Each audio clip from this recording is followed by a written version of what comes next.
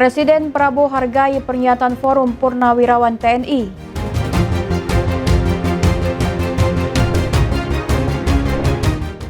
Helikopter Polri dikerahkan dalam misi kemanusiaan.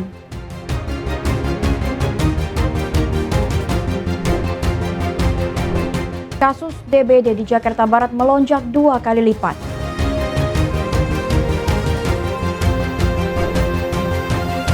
Ya, halo, selamat malam pemirsa setia Berita Nasional TV. Program Berita Nasional Malam kembali menyapa Anda. Malam ini kami akan sajikan berita-berita terpanas dan terupdate dari seluruh Nusantara.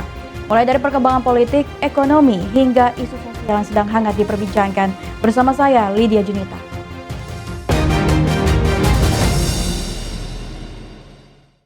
Ya, kita ke informasi utama pemirsa. Presiden Prabowo Subianto menyikapi pernyataan Forum Purnawirawan Prajurit TNI yang berisi 8 poin saran terkait isu kebangsaan. Melalui penasihat khusus Wiranto, Presiden menyatakan menghargai dan memahami aspirasi tersebut. Presiden Prabowo Subianto menghargai dan memahami pernyataan sikap Forum Purnawirawan Prajurit TNI yang berisi 8 poin saran terkait berbagai isu kebangsaan.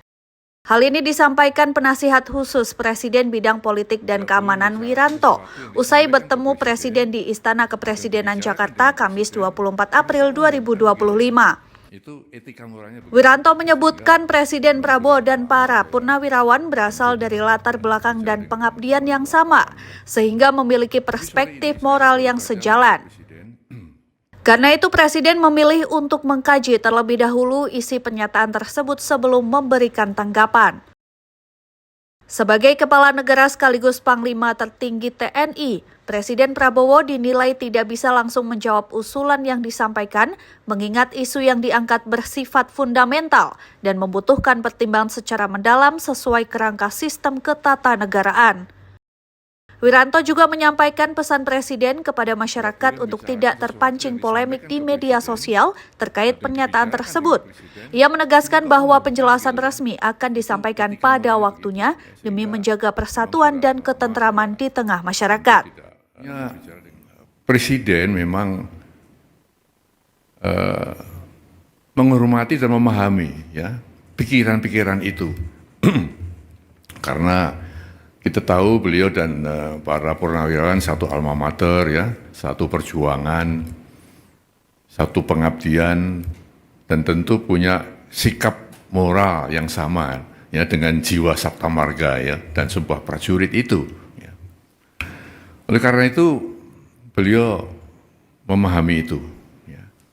Namun tentunya Presiden sebagai kepala negara, kepala pemerintahan, Panglima tertinggi TNI tidak bisa serta-merta menjawab itu. Spontan menjawab tidak bisa, karena apa? Beberapa alasan. Ya. Yang pertama, kan beliau perlu mempelajari dulu ya, isi dari statement itu, isi dari usulan-usulan itu. Dipelajari satu persatu, karena itu masalah-masalah yang tidak ringan, ya, masalah yang sangat fundamental. Ya. Ya, pemirsa, operasi AB Moskona 2025 menjadi panggung bagi keterlibatan aktif Polri dalam misi kemanusiaan dengan fokus utama pencarian Ibtu Tommy Samuel Marbun yang hilang saat bertugas di wilayah rawan konflik Kabupaten Teluk Bintuni, Papua Barat. Direktorat Polisi Udara Baharkam Polri mengerahkan 2 helikopter untuk mempercepat upaya pencarian. Kedua helikopter ini dioperasikan oleh Subsatgas Poludara di bawah Komando Gadik Madya Dit Poludara dan berperan penting dalam menjalankan berbagai misi taktis dari udara. Tugas mereka mencakup mobilisasi pimpinan untuk komando dan pengendalian di lapangan, patroli udara serta pemetaan lokasi strategis, pencarian dan penyelamatan di area terisolasi, hingga distribusi logistik dan evakuasi korban. Langkah ini diambil untuk menjawab tantangan geografis yang menyulitkan akses melalui jalur darat. Kehadiran unit udara Polri menjadi kekuatan krusial yang mempercepat proses pencarian dan memperluas jangkauan wilayah pemantauan. Misi ini sekaligus menunjukkan komitmen nyata Polri dalam memastikan keselamatan personil serta kehadiran negara di tengah krisis. Dengan sinergi berbagai satuan di darat dan udara, Operasi pencarian diharapkan segera menemukan titik terang. Upaya ini menjadi penegas bahwa di tengah medan berat Papua Barat, Polri hadir dan bekerja tanpa kenal lelah demi kemanusiaan dan tugas negara. Tim Liputan Berita Nasional TV.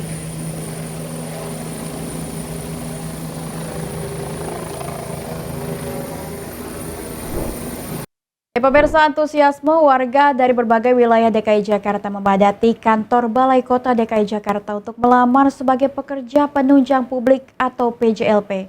Terkait hal ini, Gubernur DKI Jakarta Pramono Anung telah meminta kepada wali kota dan kelurahan untuk menerima pendaftaran tersebut. Ditemui di kantor Balai Kota DKI Jakarta Jumat pagi, Gubernur DKI Jakarta Pramono Anung menyatakan telah meminta kepada wali kota dan kelurahan untuk menerima pendaftaran warga yang melamar sebagai pekerja penunjang publik atau PJLP, seperti petugas PPSU, anggota Damkar, dan tim putih, biru, dan tim hijau dari sejumlah dinas. Tak hanya itu, Pramono juga telah menghimbau warga untuk melakukan pendaftaran secara daring melalui laman jakarta.go.id/loker. Warga masih berbondong-bondong untuk menaruh lamaran kerja mereka ke kantor Balai Kota Jakarta. Jadi secara khusus kami sudah meminta kepada wali kota dan juga kelurahan terkait untuk hal yang berkaitan dengan PPSU ini proaktif untuk menerima pendaftaran. Kalau pendaftaran masih banyak, memang artinya orang yang membutuhkan kerja juga meningkat. Sehingga dengan demikian, sekali lagi pemerintah Jakarta pada periode ini mengalokasikan 1.100 PPSU. Sementara itu, nampak ratusan warga sudah antri untuk menaruh berkas data diri mereka.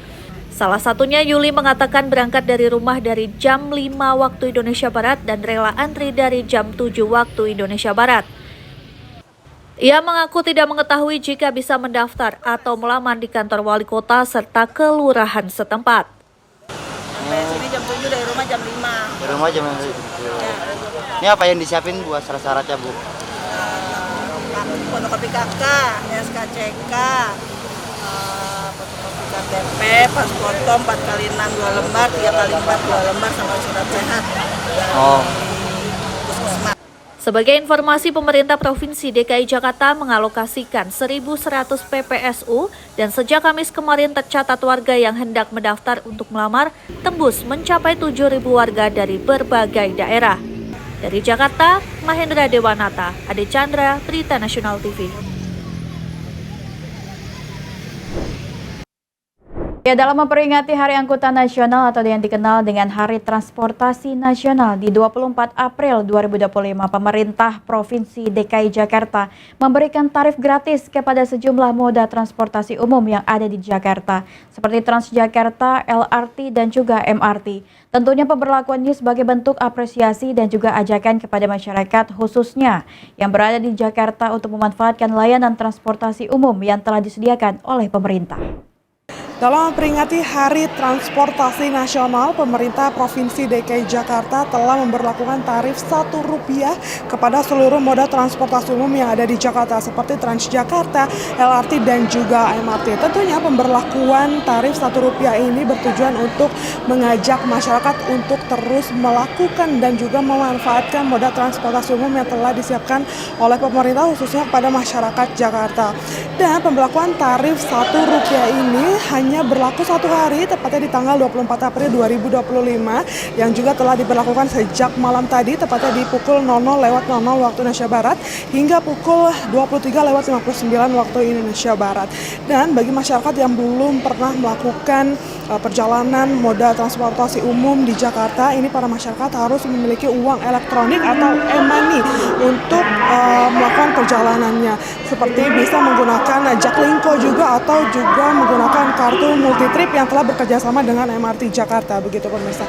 Dan masyarakat tentunya juga harus memiliki saldo minimal Rp14.000, di mana ini untuk mengantisipasi saldo tidak cukup jika melakukan perjalanan selanjutnya, begitu ya. Dan tidak hanya menyiapkan kartu elektronik ataupun jika masyarakat tidak memiliki kartu elektronik, masyarakat juga bisa mendownload aplikasi MRT atau MyM3Z ini, di mana masyarakat bisa menggunakannya melalui aplikasi yang telah dihubungkan dengan e-wallet seperti OVO, Dana, dan e-wallet lainnya yang telah disiapkan. Atau bagi masyarakat yang ingin menggunakan moda transportasi MRT, ini bisa beli langsung di vending machine yang telah disiapkan MRT di seluruh stasiun yang di Jakarta, dan masyarakat juga bisa menggunakan kris, kartu debit dan juga kartu kredit begitu ya. Selain itu pemirsa, inisiatif yang diberlakukan pemerintah pada Hari Transportasi Nasional ini bertujuan untuk mengedukasi masyarakat soal betapa pentingnya menggunakan moda transportasi umum, di mana ini sebagai solusi untuk mengurangi kemacetan ataupun mengurangi polusi yang ada di Jakarta. Sementara seperti itu. Dari Jakarta, Natasha Alko, Galuh Anggara, Berita Nasional TV. Informasi berita lainnya akan kami sajikan usai jeda berikut ini. Tetaplah bersama kami di Berita Nasional Malam.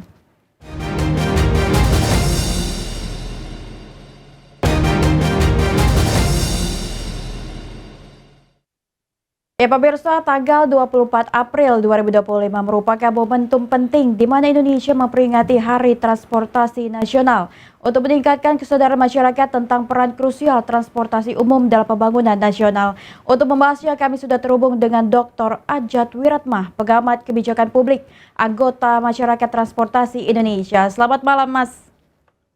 Selamat malam, Mbak Lydia. Ya, bagaimana Mas kabarnya, Mas? Alhamdulillah luar biasa. Alhamdulillah luar biasa baik ya Mas ya. Oke Mas, ini kan kemarin sudah memperingati Hari Transportasi Nasional. Dari Mas sendiri, apakah sudah ikut serta nih merayakan Hari Angkutan Umum? Atau ikut naik Transjakarta, MRT atau LRT Mas?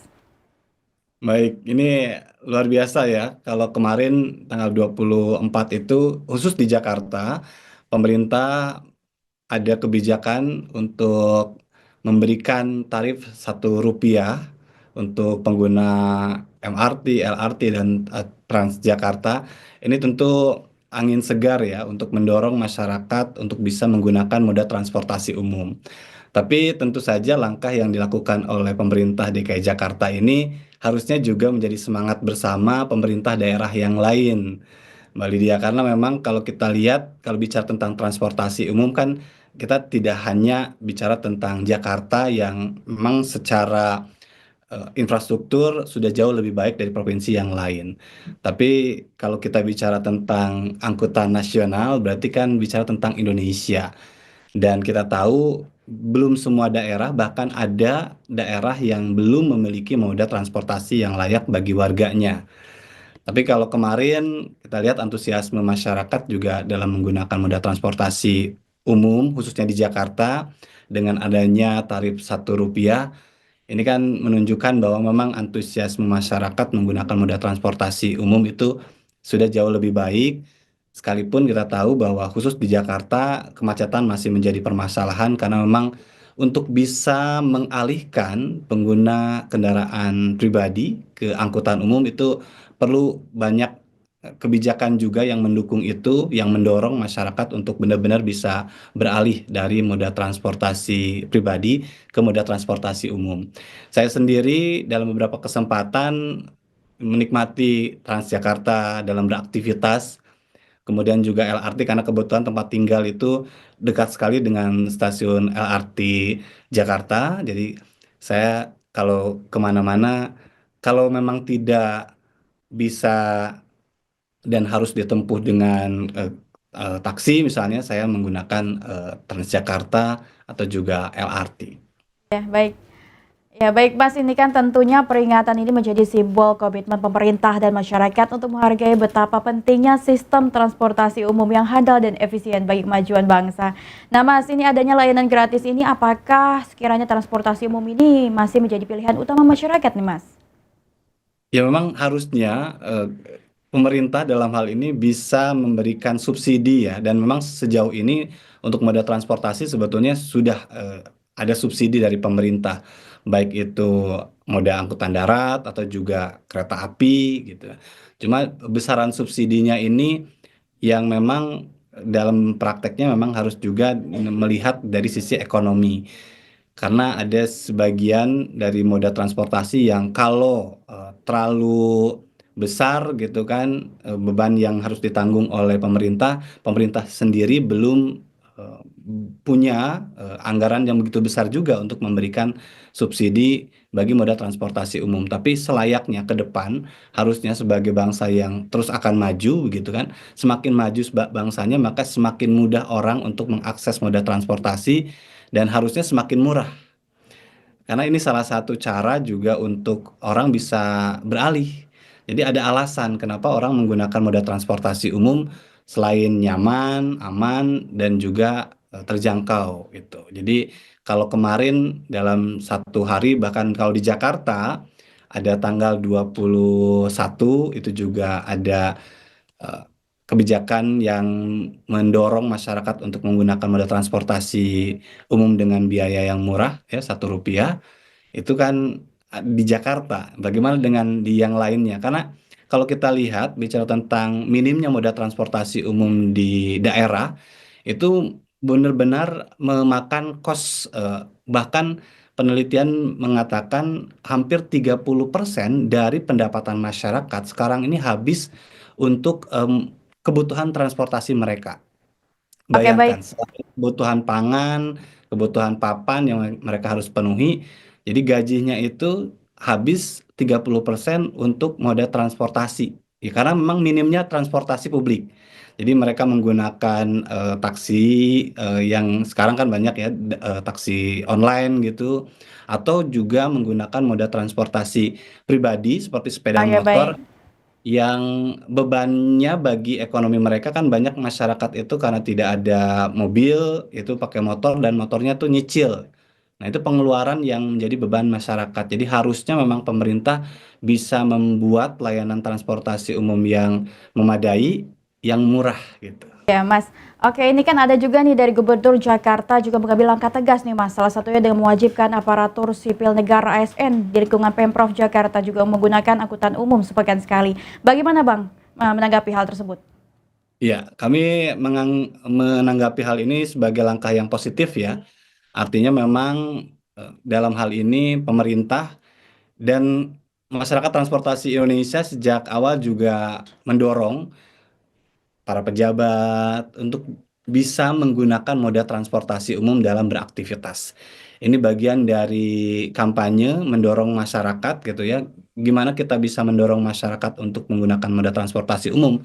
Tapi para pemimpinnya tidak. Dan kemarin kan kita sudah lihat ya banyak juga menteri gitu yang secara rutin bahkan atau setidaknya kalau dari MTI itu seminggu sekali lah ngerasain bagaimana moda transportasi publik khususnya di Jakarta kan sudah sangat memadai ya, ada LRT, MRT, ada Transjakarta, ada KRL gitu, komuter lain yang memang harusnya tidak jadi alasan untuk mereka tidak merasakan dan kalau sudah merasakan mereka akan cinta dan akhirnya punya pemikiran untuk Betul. memajukan Ya, transportasi umum. baik, Mas. Begitu Berarti pun dengan harusnya ASN juga di pemimpin juga Jakarta. turut ikut ya, Mas, untuk merasakan ya. Betul. Nah, Betul. sekarang ASN-nya kan, ASN-nya Iya. yang Iya, nah Mas, ini. tinggal apakah ada nggak kira-kira sanksi kalau masih ada ASN yang pakai mobil pribadi misalnya Wah, gitu ya? iya. Ya, itu harus dicek kembali ya, Mas ya. Oke, Mas, ini kan kualitas layanan angkutan umum yang baik juga sebagai senjata pamungkas untuk mengatasi kemacetan lalu lintas. Apakah menurut Mas sendiri kualitas layanan angkutan umum di kota besar ataupun daerah sudah baik, Mas? Atau ada evaluasi juga hingga saat ini, Mas? Ya, kalau untuk kualitas dari infrastrukturnya sendiri, kita harus akui bahwa di setiap daerah itu tidak sama dan bahkan sekali lagi tadi ada daerah yang memang buruk ya moda transportasinya bahkan tidak punya moda transportasi. Lain halnya dengan di Jakarta. Di Jakarta sudah jauh lebih memadai, bahkan kemarin ada perluasan pelayanan yang tidak hanya melayani wilayah Jakarta tapi juga terintegrasi dengan wilayah yang lain dan MTI mendorong adanya master plan supaya kita berpikirnya itu sekarang komprehensif ya perencanaannya tidak hanya parsial tapi jangka panjang. Nah, bagaimana dengan daerah-daerah yang lain? Ada juga kebijakan yang memang sudah diambil dan dilaksanakan oleh pemerintah. Dalam hal ini ada BTS ya, penyediaan bus untuk beberapa daerah dan itu sudah sangat dirasakan manfaatnya bagi masyarakat begitu. Tinggal diperbanyak sebetulnya ya Kementerian Perhubungan perlu harusnya menambah anggaran untuk hal tersebut. Tapi di luar itu ya sekali lagi harus diakui bahwa kita masih punya banyak daerah yang moda transportasi umumnya masih buruk gitu. Dan itu yang kita dorong karena bagaimanapun sekali lagi kalau kita ingin menyebut bangsa ini sebagai bangsa yang maju, harusnya moda transportasinya itu maju gitu. Oke, baik. Mas, terima kasih Mas. Semoga pembahasan kali ini dapat memberikan pemahaman lebih mendalam terkait kebijakan layanan gratis angkutan umum nasional. Semoga masyarakat dapat membangun kesadaran kolektif tentang pentingnya beralih ke moda transportasi yang lebih ramah lingkungan dan efisien. Terima kasih Dr. Ajat Wiratma, pengamat kebijakan publik, anggota Masyarakat Transportasi Indonesia, sudah bergabung bersama kami. Terima kasih Mbak Lydia. Baik pemirsa, informasi berita lainnya akan kami sajikan usai jeda berikut ini. Tetap saksikan Berita Nasional Malam.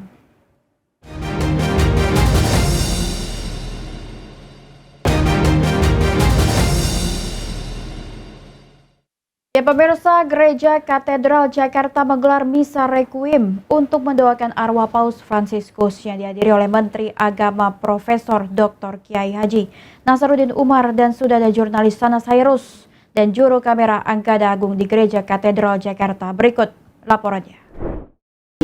Baik pemirsa, Gereja Katedral Jakarta menggelar misa requiem atau misa untuk mendoakan arwah Paus Fransiskus yang dipimpin oleh Duta Besar Tata Suci Vatikan untuk Indonesia MGR Piero Piopo, di mana Pastor Kepala Gereja Katedral Jakarta Romo Hadi Rudi Hartoko juga mengatakan misa ini merupakan bagian dari rangkaian doa arwah yang akan diselenggarakan beberapa hari ke depan oleh umat Katolik di seluruh dunia.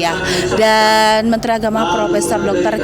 Kiai Haji Nasaruddin Umar juga turut hadir di tengah-tengah umat Katolik yang berada di Gereja Katedral Jakarta untuk memberikan bela sungkawa atas tutup usianya Paus Fransiskus pada 21 April 2025 kemarin. Dan perlu kami informasikan juga pelaksanaan misa juga berlangsung secara sederhana sesuai dengan semangat Paus Fransiskus yang dikenal sebagai sosok rendah hati dan dekat dengan umat.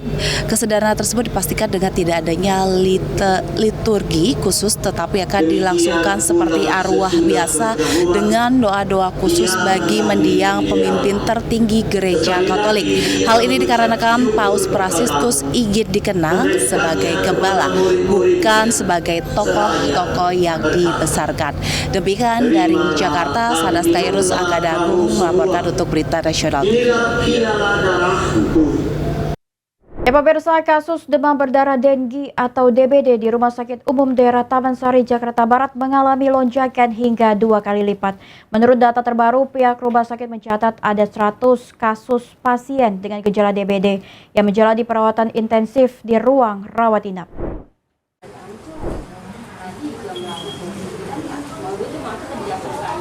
Pihak rumah sakit menyebutkan lonjakan ini terjadi seiring dengan perubahan musim dan kurangnya kesadaran masyarakat untuk menjaga kebersihan lingkungan. Peningkatan kasus DBD dimulai akhir tahun 2024 dan terus melonjak setiap bulannya hingga saat ini. Pada April ini, RSUD Taman Sari menangani sekitar 100 pasien DBD rawat inap yang didominasi pasien anak. Hingga Jumat siang terdapat 15 pasien DBD yang masih mendapat perawatan intensif. Di antaranya 10 pasien anak dan 5 merupakan pasien dewasa. Masyarakat diimbau untuk melakukan langkah 3M, yaitu menguras, menutup, dan mengubur barang-barang bekas yang dapat menjadi sarang nyamuk. Endemis ya, sudah endemis di Indonesia, neglected tropical disease. Jadi memang selalu polanya sama. Jadi nanti akan mulai meningkat bulan Desember, puncaknya di April atau Mei, lalu turun kembali. Nah jadi di Desember memang kita sudah mulai ada kenaikan kasus, baik itu anak maupun dewasa. Awalnya yang naik itu dewasa ya, tetapi pada bulan April ini kami melihat lebih banyak anak-anak yang dirawat dengan demam dengue maupun demam berdarah seperti itu. Jadi kenaikan kasusnya itu ada sekitar 2 kali lipat di bulan April ini dibandingkan bulan sebelumnya seperti itu. Berapa jumlah total kira-kira? Kasus yang lagi dirawat saat ini itu ada sekitar 15 kasus ya yang dirawat, itu antara anak dan juga dewasa. Ya, komposisinya itu anak sekitar 70% dan dewasa 30%. Ya, kita merawat itu dalam 1 minggu sekitar 30 pasien ya, Itu artinya dalam 1 bulan itu ada sekitar 100-an pasien yang kita rawat. Tim Liputan Berita Nasional TV. Pemirsa, informasi tadi sekaligus mengakhiri jumpa kita. Demikian Berita Nasional Malam telah menemani Anda. Saya Lina Junita beserta kru yang bertugas pamit undur diri. Selamat malam dan selamat beristirahat.